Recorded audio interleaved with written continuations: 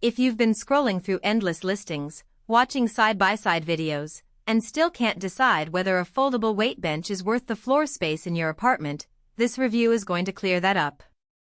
I've spent the past couple of weeks testing a few different home gym setups, and I'm going to walk you through exactly what the adjustable weight bench does for you and where it might fall short so you can feel confident about your purchase.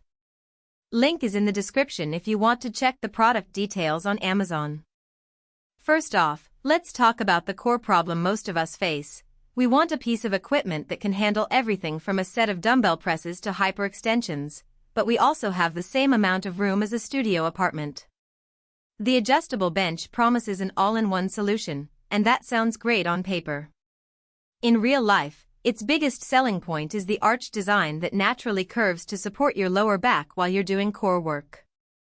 If you've ever felt a sharp twinge during sit-ups on a flat surface, you'll appreciate that extra support. The bench folds down for storage, which means you can slide it behind a couch or up against a wall when you're done training. Who should consider this bench? If you're a beginner to intermediate lifter who mainly does bodyweight movements, dumbbell presses, and a lot of high-rep work like crunches and leg lifts, this bench hits the sweet spot. The adjustable backrest lets you tilt it into a hip thrust position, making it straightforward to set up for glute bridges or hip extensions without needing additional equipment. For people who don't have a dedicated workout room, the foldable design means you can keep it out of the way after each session.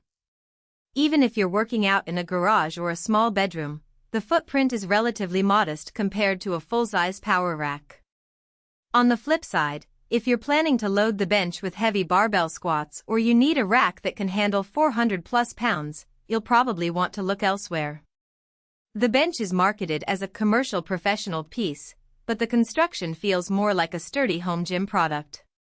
There's no mention of reinforced steel frames or thick gauge supports that can take consistent heavy loading. So, anyone whose primary focus is maxing out on heavy lifts should skip this and invest in a dedicated power rack or a specialized squat bench. Now, let's get into the practical strengths that actually matter once you've got the bench in your space. The first thing I noticed was the ease of adjustment. The lever mechanism clicks into place with a single motion, and you can shift from a 15-degree incline to a flat position in less than 10 seconds.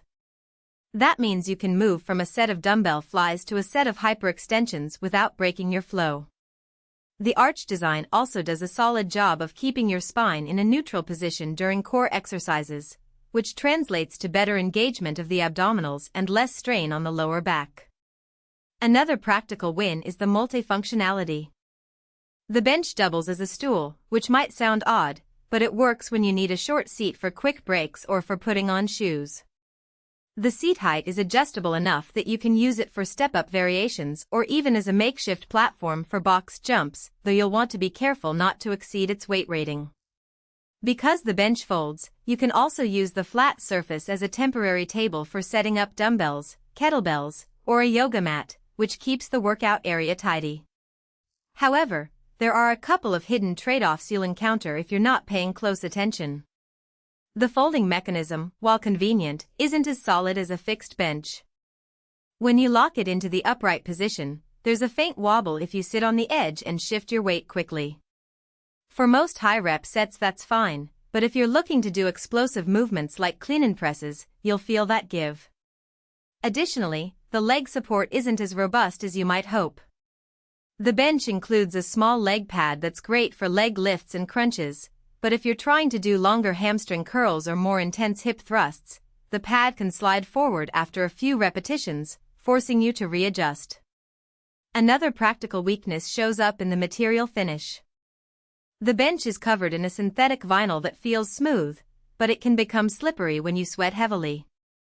A quick wipe down after each session keeps it manageable, but you'll want to keep a towel handy during especially sweaty workouts. The bench also doesn't come with any extra padding for elbows or wrists, so if you're prone to joint discomfort, you might need to invest in a small cushion or grip aid. From a value for money perspective, the adjustable bench sits in the middle of the price range for home benches. You're paying for the convenience of folding and the built-in leg pad, not for heavy-duty steel construction. If you compare